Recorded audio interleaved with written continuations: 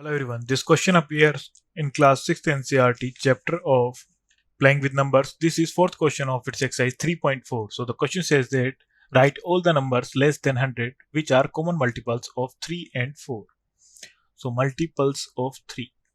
So जाएंगे हमारे पास 3, 6, 9, 12, 15, 18, 21 and so on.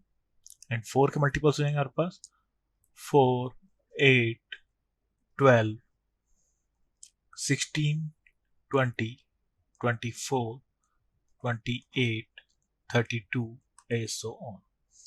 So हम देखेंगे common multiples up to 100. So first common आएगा 12,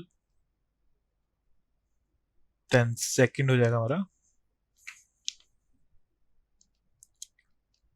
24. So first होगा 12, then 24.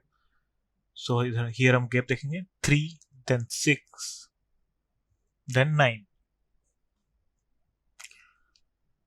So 9 4 जा 36, then 12 4 जा 48, then 15 4 जा 60, then 18 4 जा 72,